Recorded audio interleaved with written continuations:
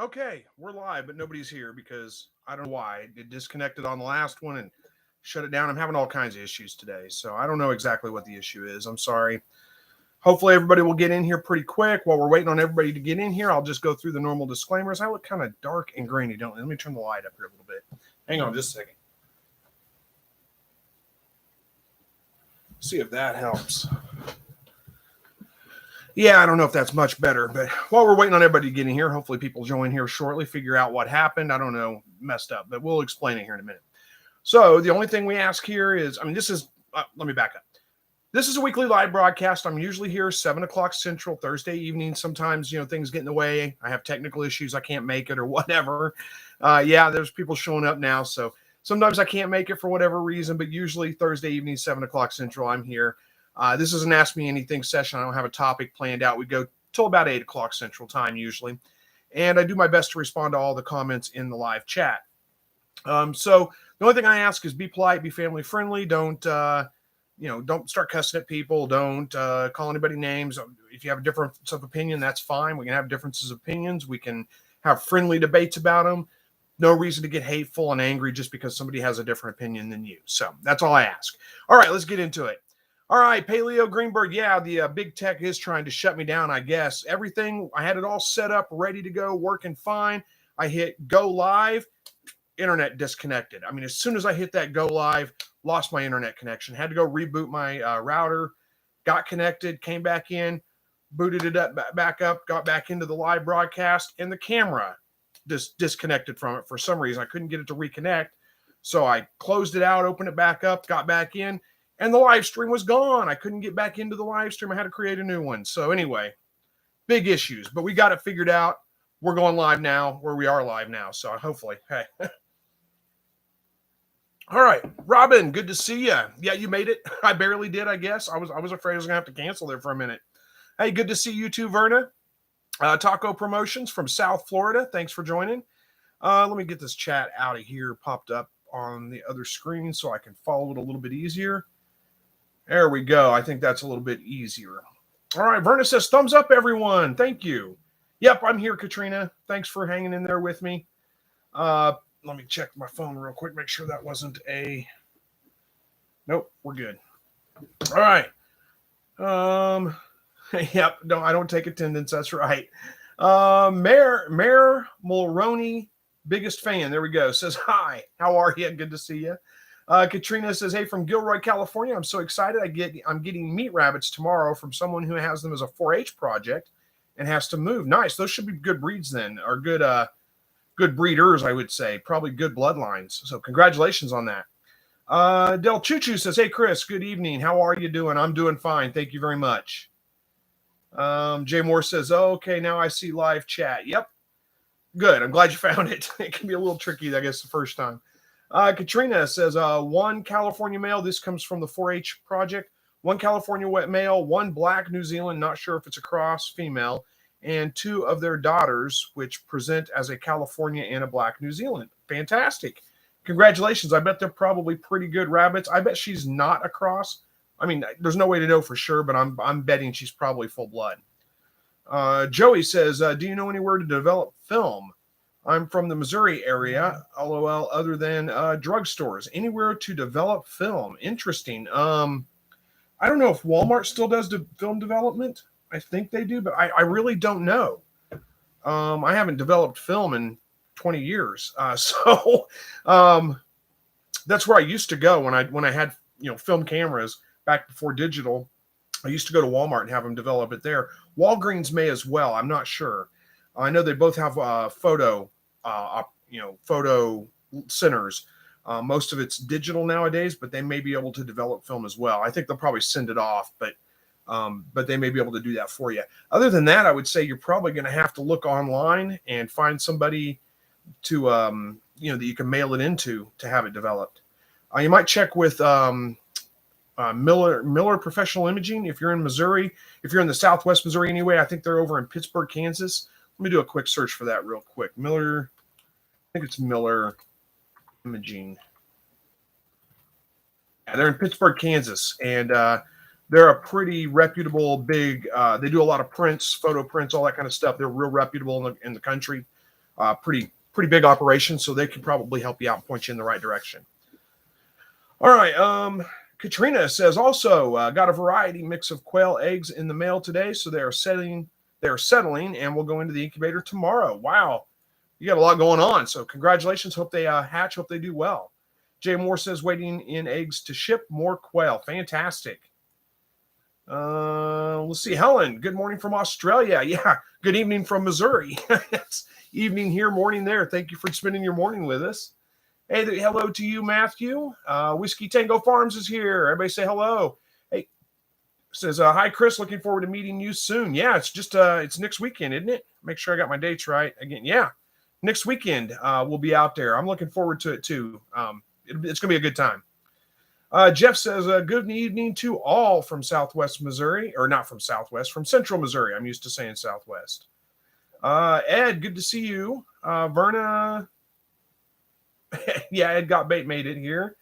And Whiskey Tango from Wisconsin, like I said. Lamongi, good night. My quail won't lay eggs. I have tried everything you said. I have started to process them. I will be getting younger ones. I'm guessing they are old. Greetings from Brazil. Oh, yeah, I'm sorry to hear that. You're having problems. I got another bug flying around me if you guys are wondering why I'm doing this. What was I doing? What was I talking about? Why your quail won't lay eggs. I got all distracted. I'm sorry. I'm a little not as organized in my thoughts, I guess, as usual. The chaos at the beginning trying to get in here was enough to throw me off. So forgive me if I'm a little jumbled up. Okay, so your quail won't lay eggs. And you said you've done everything that I said to do. You probably have, but I'll run through a couple of things just to be sure. You may be right. They may be too old. They may have aged out. I don't know how old they are, but that's a possibility. Usually they'll lay eggs for, a good 3 or 4 years. Well, about 3 years usually. They may slow down a little bit, but they'll continue to lay for about 3 years. But, who knows? Maybe they aged out. And if you're saying they won't lay eggs, like they've never laid eggs for you, it's unlikely, but it could be an issue with the amount of light that they're getting. They need a good 14 hours a day of light on a consistent basis in order to lay eggs. So if you have them in a really shady spot where maybe they only get, maybe it's fairly dark in that area for, most of the day, or if you have them inside. I had some quail. Let me explain this. Like I said, jumbled up today.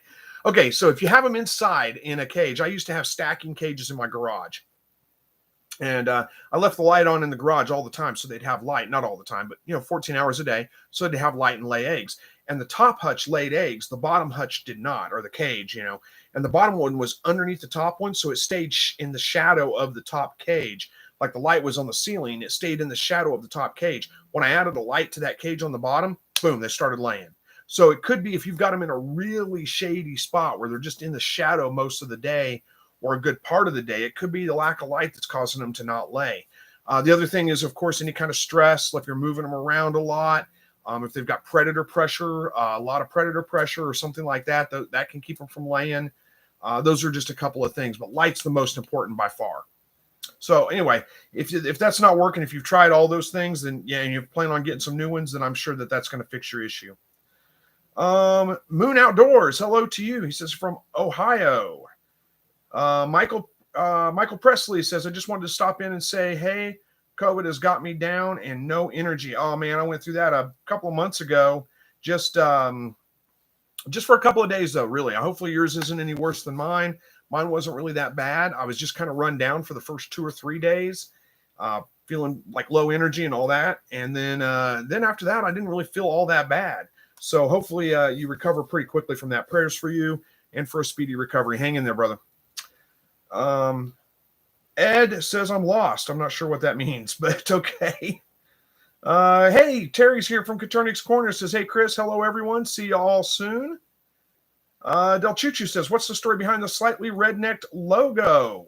Well, that's a funny story. I'm not the most creative person in the world. You guys probably figured that out if you watched enough of my videos. So, sorry, I got distracted by another comment. So I went to a guy at work. I was looking to develop a logo. This has been years ago. So I needed a logo, and I got a guy I work with that's a good friend. I've known him for years. We've worked together for the better part of 20 years off and on. So I've known him for a long time. And he's an artist. He's a really good artist. And fairly creative kind of guy. So I went to him and said, hey, can you develop something we could use as a logo? You know, he knew about my YouTube channel and all that. And that's what he came up with, was something like that. So I went on Fiverr, got somebody to put it into a digital copy of it, basically. And that's where the logo came from. So that's it. He came up with the logo, the wall art, all that stuff for me. So I didn't do it. I just let him run with it and went with it. Probably should have done something a little better. I guess it looks a little dark and creepy and all that kind of stuff. But hey, it is what it is.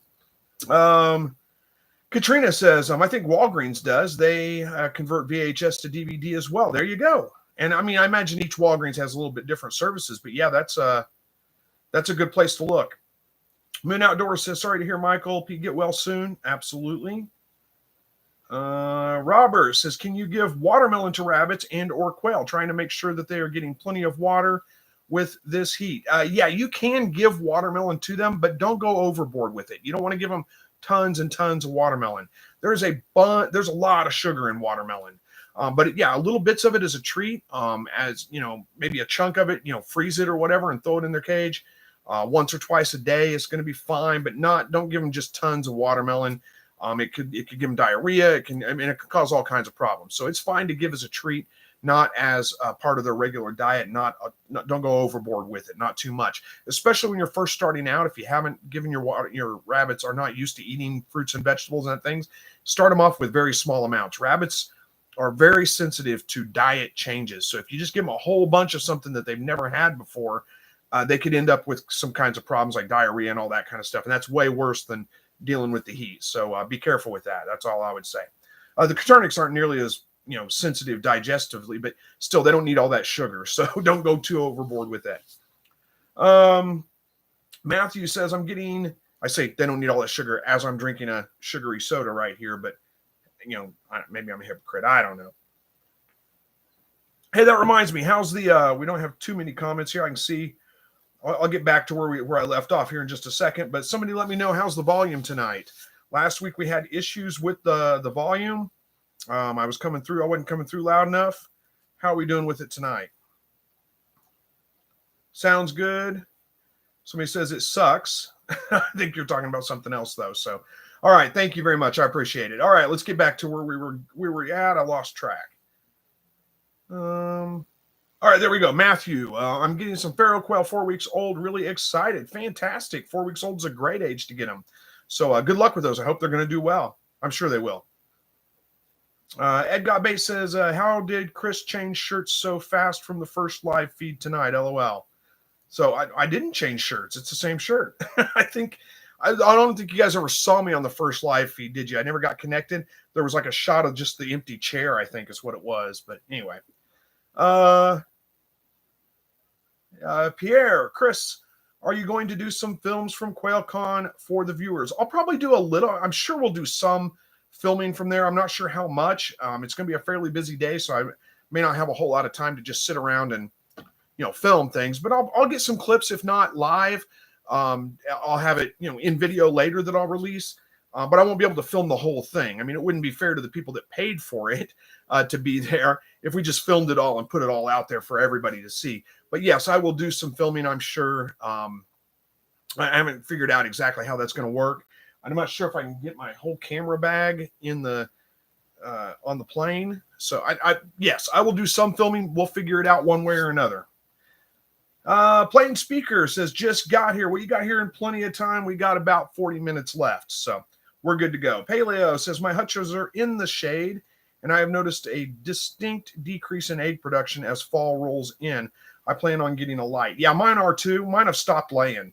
I haven't got it. Well, I take that back. I get one egg every couple of days, every other day, sometimes two, but they pretty much just shut down and quit laying. But I don't have the lights on right now, and I'm not going to turn them on right now. I just don't need the eggs right this minute. I'm going to be out of town, next weekend for QuailCon, and then the week after that, well, I'll be at QuailCon, then I'll come back to work for a week, and then I'm going on vacation for a week, and I'm going to be out of town for a week there. So there's no urgency for me to get eggs out of them. I'll kick the lights on when I get back from vacation, and they'll start picking up too. Let's see. Isaiah says, how many rabbits do you have and how from Missouri? And how from, I mean, that probably means hi from Missouri, I'm guessing. I only have the 2 rabbits right now, just the buck and the doe, a New Zealand white doe, a California buck. I haven't started breeding them yet. I'll wait until probably October before I start breeding. Michael says, have no smell, no taste, headaches since Monday, running a low-grade fever, been going on since Monday morning. Yeah, that was I didn't have real bad headaches with it. And I didn't lose my sense of smell until about 3 days in. After my fever and all that had already broke, and I was pretty much feeling considerably better. But yeah, mine hit on a Saturday. I think it was a Saturday evening. My wife and I had gone fishing. We got home and I took a shower and cleaned off. I got out of the shower and I just got to chill. Like I just felt chilled, which was weird. Didn't think much about it at the time. Got dressed and kind of did a couple other things around the house, and I started feeling like I feel like I've got a fever. And I took my temperature, and sure enough, I had a fever. I didn't really feel that bad Saturday. The next day, I really kind of felt run down. I did a couple of things. Man, I had to go and lay down and take a nap. I never do that. I never just take naps in the middle of the day. I took like a 3-hour nap in the middle of the day and then still went to bed early. So that Monday when I woke up, still felt pretty rough. Had a fever still. It was low grade. It was like 99, not even 100, right at 100. But felt pretty rough and worn down. Went and got a COVID test on Tuesday, actually, is when I got it because I had to schedule it. And it came back positive for COVID. But after about Tuesday, I was feeling okay. My fever was gone. Really didn't feel that bad. I would get just little moments here and there where I just kind of felt a little sluggish, but not like overall, didn't really feel bad at all. But that's about when I lost my sense of smell. I never did completely lose my sense of taste. It was pretty muted while I was running a fever. Like I couldn't taste very much of anything. But then after that, I could taste things. It's just not as strong without a good sense of smell as normal, but I could still taste. And my sense of smell still has not come back completely. I am smelling things now, but not like it was before. Not it's not nearly as sensitive. And there's some things I just don't smell at all. So it's weird, but all in all, I'm better now. And that's been about a month. So, I mean, it may take a little while for you to get all those senses completely back. But, if it's anything like mine, it is, what was I going to say? If it is anything like mine, you should get over it pretty quickly, hopefully. And, it's really not, you're going to get much better, I'm sure. So hang in there. All right. Katrina says, predator pressure could be something walking by, not just that the predator is going after the quail. After mine saw the neighborhood cat as a threat, they stopped laying. Visual barriers help. Well, yeah, there you go. That's a good suggestion too.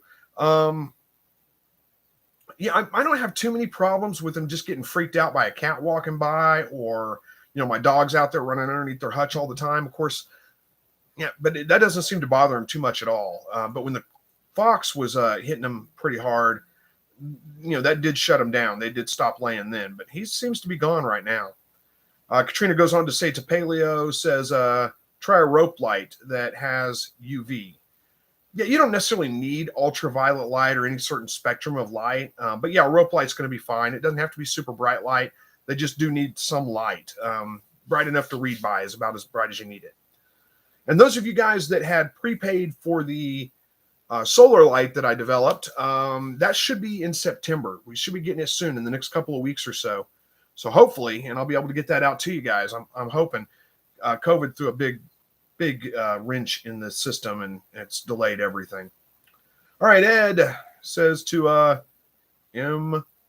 Presley, yeah, my mom lost her smell in January and still has not got it back. My brother's daughter just lost smell and taste. Yep. And then Jay Moore says, my CST, I don't know what that means. I'm lost on that one. Sorry. Kelly says, our chickens love watermelon, but the quail avoid it 100%. Tried a few times and they won't touch it. My birds might be extra dumb. Who knows? They might be. Every bird's a little bit different, It's, my birds, like I threw a tomato in there with a tomato hornworm on it, and they ate the tomato. I'm assuming they ate the worm too. I didn't stick around to watch, but yeah, I'm assuming they did. Isaiah says, and hi. Hello to you, Isaiah. And bugs flying around. We got a little fruit fly or something. Hey, good to see you, Boris. Thanks for joining. And then Verna says, sounds good. I'm assuming you're talking to somebody else because I don't know what we're talking about. Michael says, it sucks. I've been paying someone to take care of my birds. Been trading out all my quail eggs. Okay. I don't know if that, I'm not sure what that means. It sucks because you've been paying somebody because you're sick. That's my guess, is because you're sick, you're having to pay somebody to take care of your birds for you, and you're trading out your quail eggs for it. Yeah, that can be rough, definitely, but it shouldn't last forever. I mean, you'll get over it pretty soon, I hope. Plain Speaker says, what about the table scraps in general for quail? Well, it kind of depends on what kind of table scraps you're talking about, what's in it. There are things you want to avoid feeding your quail. You're just going to have to look that up. It's too big of a list, I think, for me to try to go through. And I'm trying to think if you don't want to feed them like meat and I mean, that stuff's going to go rancid pretty quick. You don't want to feed them that kind of stuff. Some leftover vegetables and things like that. But most of your table scraps, you probably want to avoid feeding to your quail. They're not going to devour it like chickens would. And if it sits in there very long, most of that stuff's been cooked in oil or fat or something like that, probably. And that stuff will go rancid. It'll go bad. So it's probably not a great idea. You can test out some things, give them little bits of it. I would avoid the things that are overly salty. Avoid onion. Don't feed them onion or any kind of citrus fruits. I think you want to stay away from citrus fruits. What else? No avocado. Don't feed avocado to them. Those are the top ones that come to mind. All right. Lots of people telling me my sound is good from earlier. Thank you, guys. I appreciate it. And then Lynn says 4x4. I don't know what that's in reference to. I'm sorry. I don't know that one either. Jay Moore says, my cats got bored with quail and brooder inside, and the harnessed trained one wandering into the garage doesn't stress out the quail, and they still lay. The cat walks me. Yeah, we've got some neighborhood cats that run around. Not very many of them that actually go back by the quail hutch, because my dog will chase them off. He would kill a cat if it got in the yard. I'm afraid he's going to get out and catch somebody's cat and kill it someday. But I try to keep an eye on him. He's just got that prey drive. He just wants to chase things. He's the friendliest dog around people and other dogs, but pretty much any other kind of small animal, he wants to just chase it down and catch it and kill it. And and then the quail, he'll catch them, but he doesn't kill them right away. It's weird.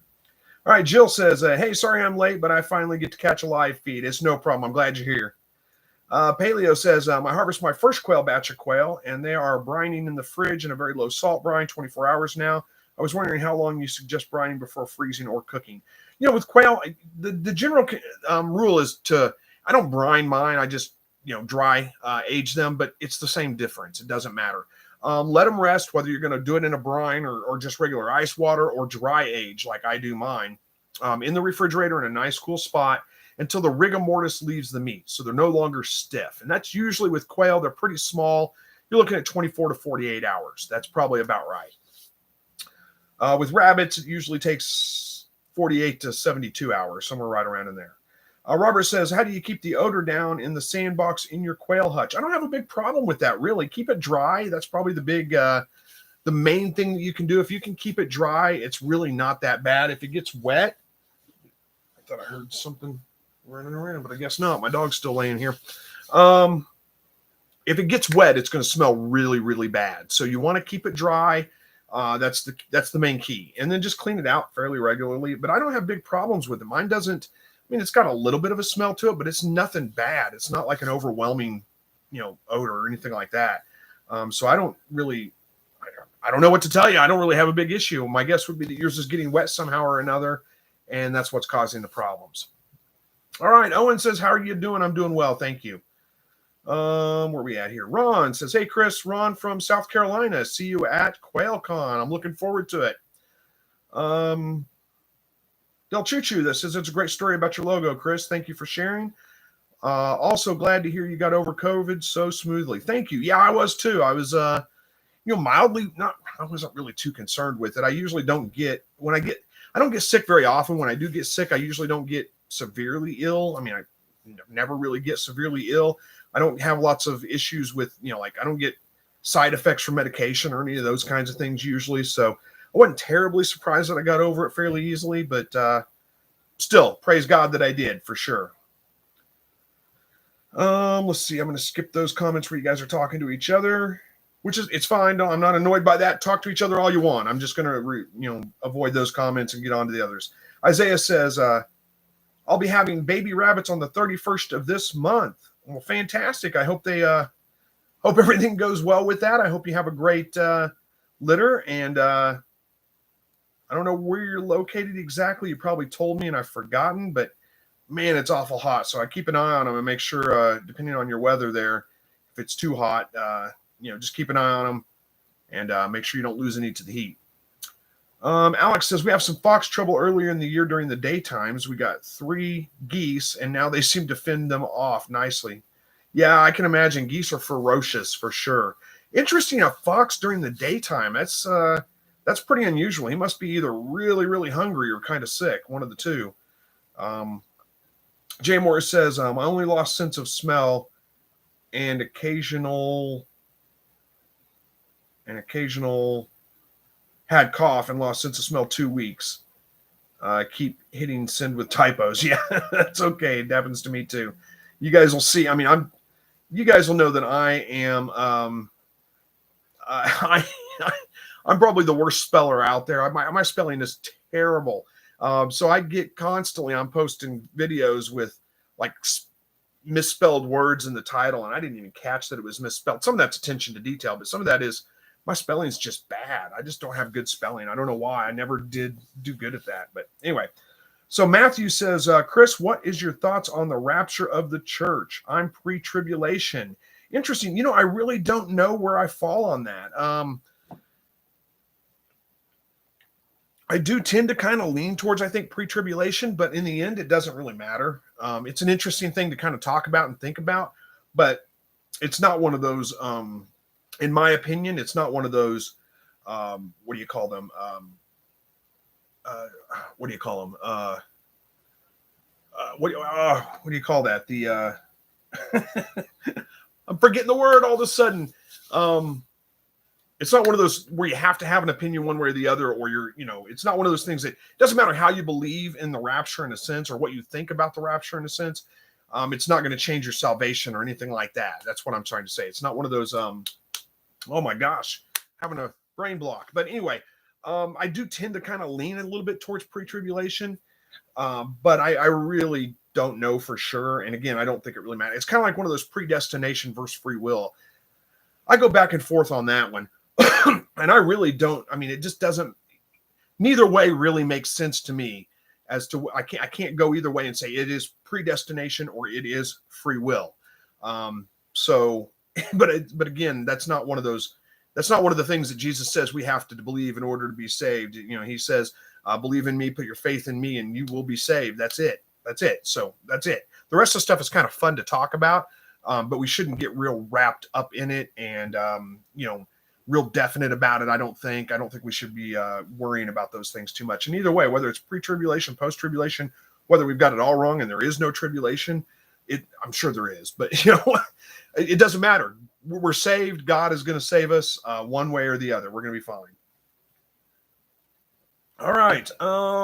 Isaiah says, me too. Me too to what? I forgot. Oh, okay. To the baby rabbits. Got it. Kentucky Green Thumb says, no nightshade either, tomatoes, etc. Well, tomatoes are fine, but you're right. The nightshade, the plant itself, you do not want to feed to your animals. So that would be tomato plants or pepper plants or potato plants. Any of those things you don't want to feed to your animals. The fruit, like the tomato itself, is fine. But yeah, not the plant, not the nightshade plant.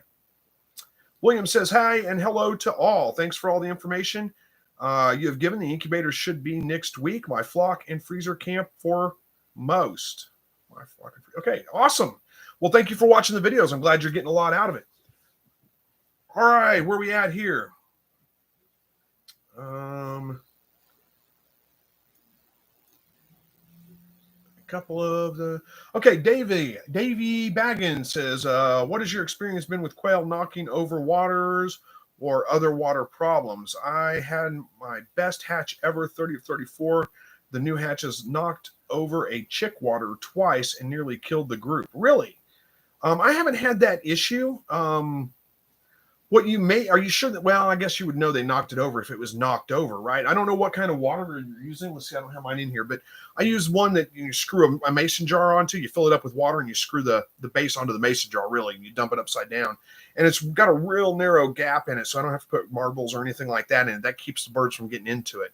But one thing I've had problems with before, and I don't know what kind of bedding you're using right now, but if you use some kind of bedding that gets ruffled up and part of that gets in the water, it can wick the water out of the water and soak your floor.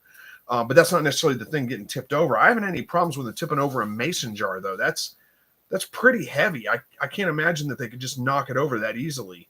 But I don't know. I haven't had that issue at all. My best hatch ever. The new hatches. Interesting, yeah. Not sure what else to tell you about that. Maybe put a rock in the bottom of it or something to. Oh, well, you wouldn't want to put a rock that'd block the water. I don't know. I've never had the issue.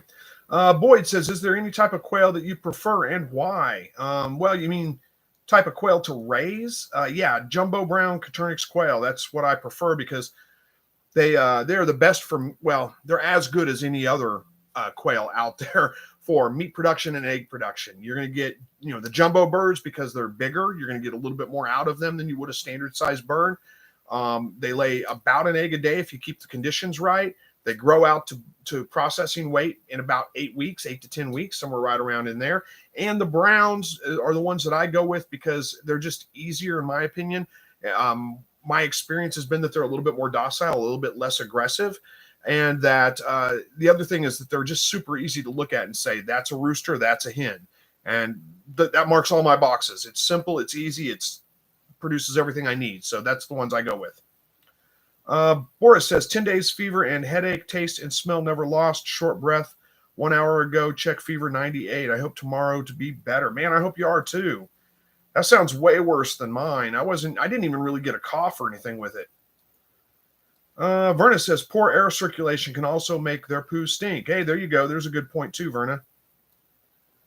Katrina says, for rabbits, is it okay to put a male cage adjacent to a female cage, or do they need a visual separator? I think I've heard you need one if they are next to another male. And any other tips for physically setting up my rabbits? You don't necessarily need a visual barrier. I add a barrier right there for a couple of reasons. One is, if your cages are right up next to each touching, it's possible for them to breed through the wire in the cage. It has happened.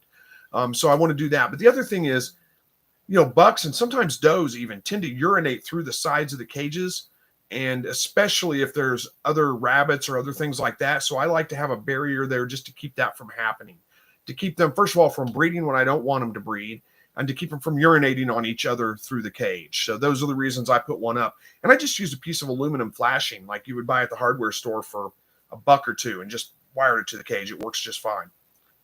And you don't even have to probably go all the way to the top of the cage. You could just do one, that high, and it would be fine.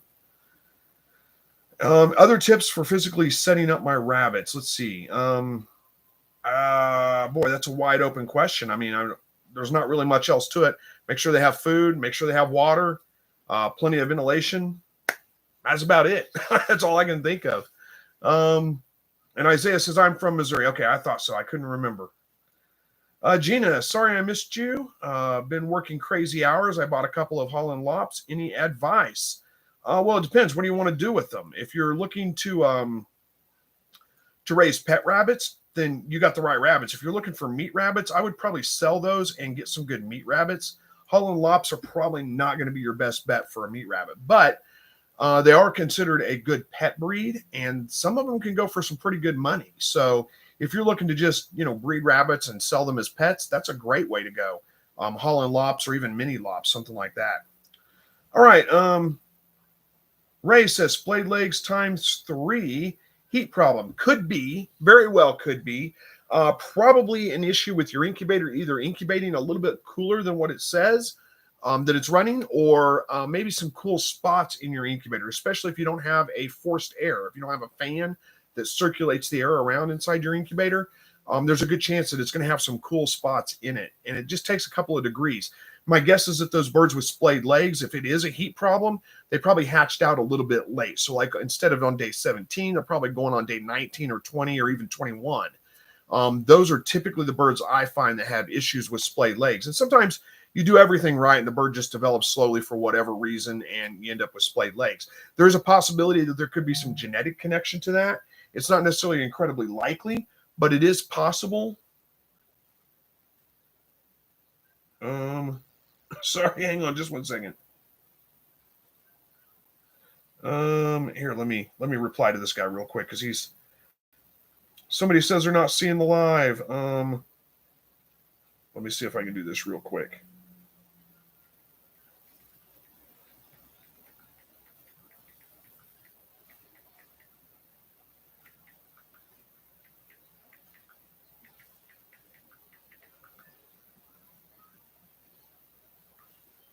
Okay, hopefully they find it. Sorry, where was I going with that? Yeah, it could be genetically related. That's not necessarily the most likely. If it's a continuing issue and you always have a handful of babies that have splayed legs and things like that, it could be related to one of the hens or one of the roosters. The genetic, whatever it is that could cause that. It can also be a nutrient deficiency. So that would be like thiamine and vitamin E, I believe, are the two that can cause splayed legs. But that's not typically the issue when you're talking about chicks with splayed legs. Almost always with chicks, it's because they took a while to get out of the egg for whatever reason, whether that is slow development due to a heat issue, whether it could be that they're just weaker birds for whatever reason, but they managed to get out of the egg eventually. Or maybe they pipped the egg and it was dry and they didn't have enough humidity and they just made a lot of work for them to get out. Those all can contribute to that because the splayed leg is basically, oh, look at that. We got a super chat and I missed it. I didn't even call it out. I'll get to that next. I'm sorry. Where are we at with that? So there's a number of things there. If you're concerned about it, I don't know how many birds you hatched out, but 3 with splayed legs is not a terrible problem. But what I would do is probably after your hatch is done, throw a couple of thermometers in there. Make sure they're non-digital calibrated. Make sure they're accurate first, and then throw them in your incubator, different spots in the incubator, and run it for a little while and see if there's if your 2 thermometers agree with each other, but your incubator says it's a different temperature. Well, then you've got a little bit of an issue with your incubator not reading the temperature right, and you need to adjust for that when you hatch. Anyway, I hope that covers that one for you and got it cleared up. All right, so Crafty Lulu, good to see you. Says, hey, good day. This is a 500. I always forget if it's Chinese or Japanese. I think it's Chinese yen. Says, good day. 9 quail eggs in the incubator. 1 hatch last night, waiting for the others to hatch. Fantastic. Congratulations on the 1 hatch. You're probably going to have a whole bunch of them when you wake up in the morning or, later today or whatever. They tend to hatch out very quickly, a whole bunch of them anyway. But don't give up on them right away. If you have a whole bunch hatched, but there's still some that haven't, wait till they're dry and fluffy, move them to your brooder box, and close your incubator back up and let the others go for a couple more days because your chances are you'll get a couple more hatching. All right. Chris says, my young Italian quail got their first sand bath today. Very comical. They looked for 20 minutes before they jumped in. Yeah, it's always, they love them too. Yeah, it's kind of funny. Jay Moore says, I used to be an editor, but can't type on a phone. Yeah, the cobbler has no shoes, right? Verna says, splayed leg is because of slippery footing in the incubator. Hey, that's a good point, too. That can cause it. You're right, Verna. Good thinking. A rubber shelf liner that looks more like netting helps with that. Yeah, it could very well be caused by slippery surfaces, whether in the incubator or in your brooder as well. I don't know why I didn't think to mention that, but Verna got me caught up. So thank you very much, Verna. If they can't get traction on the floor, they can't stretch out those tendons in their legs, basically. That can lead to splayed legs. So make sure you're not using something like newspaper in your brooder box. I use paper towels. They can get pretty good traction on that. It's no problem. But you don't want to use something like newspaper is incredibly slick, and that can lead to splayed leg problems as well. Katrina says to Chris, not talking to me. I will let you guys talk. Kentucky Green Thumb says, we got deep there. I don't know what that means. I'm sorry, I'm lost. I don't know what that comment means. Boyd says, I'm having trouble determining female and male quail. Which are the easiest quail to figure this out? The jumbo browns are probably the easiest ones to figure it out. I do have a video, 3 easy ways to sex Katurinix quail, or sex your quail, I think it's what it's called. So you can look that up, and I go through how to, if you've got jumbo brown quail, you should be able to look at them and see the females, the hens, are going to have a lighter colored breast, and it's going to have speckles, little brown speckles on it. The males are going to have very few, if any, speckles on their breast, and it's going to be more of a rusty orange color. So you can usually look and tell that's a male, that's a female pretty easily. And that, by the time they're 4 to 5 weeks old, somewhere right around in there, you should be able to tell. If you have like an Italians, in Italians, you can usually tell because the males in those have more of an orangish color to their head. They're not too difficult to tell either. But if you've got like A&M white birds or English whites, or some of the tuxedos or any of those kinds of things, you can't just look at them and tell which one's a rooster and which one's a male, and you'll have to vent sex them. So they're going to have to be in breeding mode before you can do that. So they'll have to be laying eggs. The roosters will have to be crowing, and then you should be able to vent sex them at that point. And you can see in the video how to do that. The males will have a large bulge basically right behind their vent on the bottom side. And if you press on it just a little bit, you should get some foam that comes out. That is a male, and the females won't have that. So that's how you can kind of tell. It's a little tricky to kind of explain. It's really not that hard to do. If you want to go back and watch that video, I'll go through that with you. The other thing you can do is just stand around and watch them for a long time and wait till one crows, and then you can tell that's a rooster. That's the other thing too. Ray says Dollar Tree liner may help, but need to place in incubator prior to hatch. Yep, that's a good point. Joey says, what could be wrong with a rabbit that has a mucus-like white substance wrapping its poop? It could be what do you call that? Cecitrope. I always forget the name of it, but I'm not sure if you're talking about like a constant issue that they're having, or you just saw it once or twice.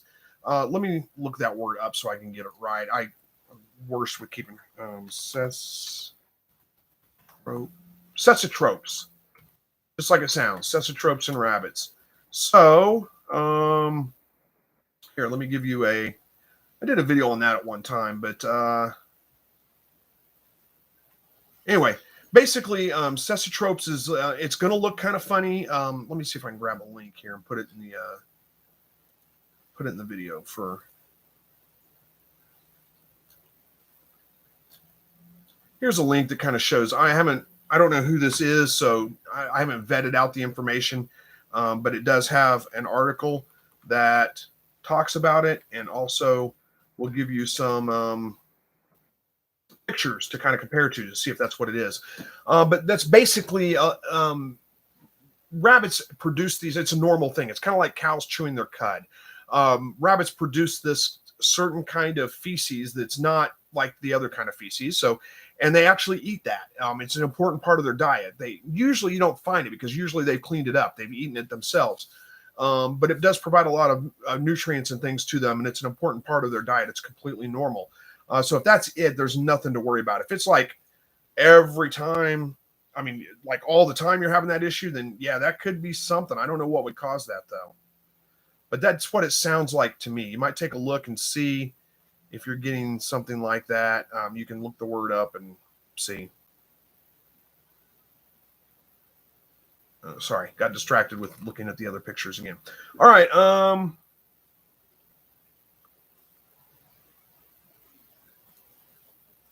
Boyd says raising. Raising, yes. I don't know what that means. Paleo says best way to cook quail with a heat source of some kind, either a fire or an oven or a grill. It's probably not what you were talking about though. So that's such a very everybody's got a different opinion probably on the best way to cook it. I personally really like to take the breast off the bone, and you just end up with two little halves of the breast there, and you can do a number of different things with them. They make good fajitas. Just cook them like you would chicken fajitas.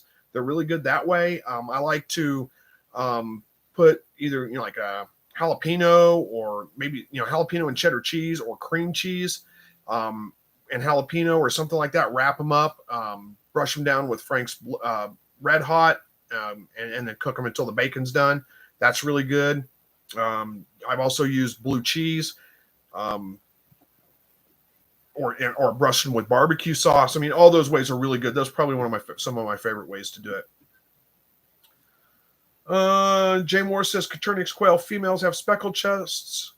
Males are more rusty chests. Yeah, absolutely. If they're standard browns, that is. E-Dog says, I'm finally catching the live stream. I need some advice. All of my quails were eaten by foxes back in May. I incubated a couple of their eggs and only one hatched. She's all by herself in the hutch, and it seems lonely since I moved her outside. She stopped laying then too. Do they get lonely and need other quails around? Yeah, they do need other quail around. Quail are in the wild. They live in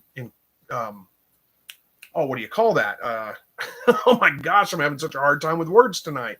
Quail covey. Yeah, they live in a covey of quail, which is just a big group of quail. They are social birds. They do need to interact with other birds. It'd probably be best to see if you can find some additional birds to buy while she's still young, to put in there with her. There's probably going to be a little bit, I don't know how old she is now. You said she stopped laying, so she's an adult bird at this point. So she's probably going to, there's going to be a little bit of picking on each other whenever you first put them in there, but she'll be happier in the end probably. All right, Verna says, I put the water you are talking about, Chris. I put a container upside down and made sure it was stable on the bedding to keep them from kicking the bedding up inside it and to keep it from being knocked out.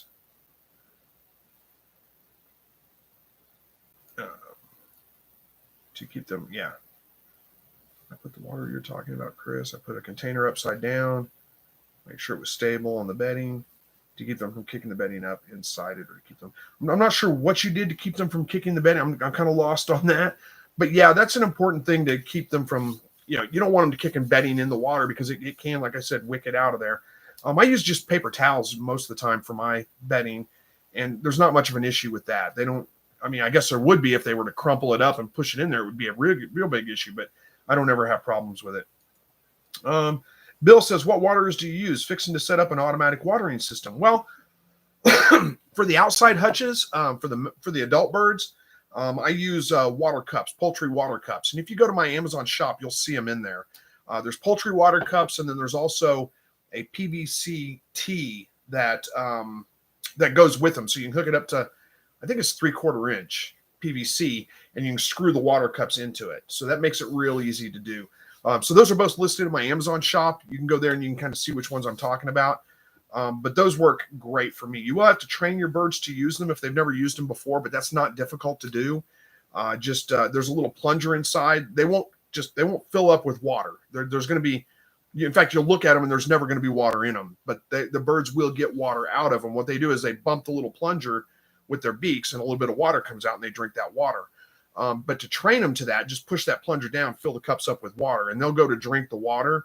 And then as they start to get to the bottom, they'll reach down to get the last of the water and bump that plunger and more water will come out. So they'll kind of train themselves, but you are going to have to push that plunger down and fill those water cups up, once or twice a day for a couple of days, just to make sure they're going to it. And you'll know when they're going to it, because if you fill that water cup up with water and they rush to it, they're not drinking from it yet. They haven't figured it out yet.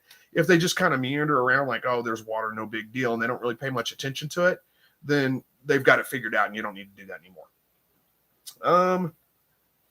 Yeah, Katrina says these are good reasons to put a barrier for rabbits, or those are good reasons to put up a barrier for rabbits. Yep, I think so too. And Gina says, I do have California. Good, those are good rabbits. Will says, good evening, catching the tail end of tonight from Cannon Falls, Minnesota, I think it is. Thank you for joining. I appreciate it. How are we doing on time? Oh my gosh, we're running out, aren't we? We've got 5 minutes left. All right. Kentucky says, how do you feel about inbreeding, backbreeding, and introducing new stock into quail? I really don't worry too much about it. There's no way for me to know which birds laid which eggs and to keep those babies separate so they don't. I just don't worry about it. Inbreeding is not a big issue with the quail. I do introduce new blood every couple of years, 2-3 years, something like that. I'll introduce a little bit of new blood. Either I'll buy eggs and hatch out eggs and then mix those in with the existing birds, or I'll get a couple of roosters or something like that from somebody. Usually it's just I just buy eggs and I mix them in with the existing birds. But all right, Jay Moore says I use old flat cat beds in the brooders, just the right size. Lots of washing though. Poop in the compost. Yeah, they do. I just throw the whole paper. I like the paper towels because I can just peel them out of there and lay new ones down, and then just go in the compost pile. All right. Del Chuchu says guinea pigs will also eat their poop to get nutrients. Yeah, it's not that uncommon in I guess guinea pigs are rodents. Rabbits really aren't, but you get the idea. All right. E-Dog says, thank you for the info. I'll have to find her some buddies other than my 2-year-old who sings to her while playing in the backyard. Yeah, they can imprint on people, and I've seen quail that are really, really tame. Katrina says, my 3-week-old quail learned within 20 minutes how to use the poultry cups, and when I put them in the aviary. Yeah, it's really not that difficult to teach them how to do it. Oh, that's a good question. Next. Okay. Yeah, it's not that difficult to get them to do it. They figure it out pretty quick. Same thing with the rabbits. Rabbits are a little trickier to train them to use a water nipple, especially if they've been trained to use water, the kind that has a little ball in it that they just lick. It's a little bit trickier to teach them how to use those nipples, but I'll tell you how to do that too. It's pretty, it's not that complicated. Basically you just go out, you push that little valve on the nipple, and they'll come up and they'll lick the water off that, but they won't bite it to get more water out of it. So you wait until they're fairly good and thirsty and they're really wanting some water, push that valve a couple of times, let them have a little bit of water, and then push that valve and pull that just at the edge of the cage. They won't be able to quite get to it, and they'll grab it with their teeth to pull it back into the cage, and when they do, they'll bite down on it and water will come out. You do that once or twice, they'll figure it out. All right. Peepaw Philly Quail says, I'm trying to support your channel, enjoying it. Well, thank you so much. I appreciate it. JV says, hello from England. Hello to you. And Peepaw says, can't wait to meet you next week. And I'm looking forward to that too. Thank you. Jordan says, can you play us something with that behind you? With what behind? With my shotgun case? You probably think that's something else. That's a shotgun case. I am not musically talented. There is no instrument in here for me to play. I've tried to pick a couple up a couple of times and it just did not work. Katrina says, thanks for all the good info, Chris. You are absolutely welcome. Thank you guys for joining. It's probably a good time to go ahead and wrap this up. The chat's starting to calm down a little bit. We're right at about 8 o'clock and I still got to go to work in the morning. So, yep. Quail eggs every day now. Awesome. All right, I'm going to wrap it up, guys. Thank you guys for joining tonight. As always, hopefully we'll see a lot of you guys. I guess it would be the Monday. Wait, let's see. Yeah, not this coming Monday, the Monday after, or the Sunday. I'm sorry, not this coming Sunday, the Sunday after this. Hopefully we'll see you guys there at QuailCon. And I thought it was an electric keyboard case. Okay. Anyway, as always, God bless. Take care, and good night.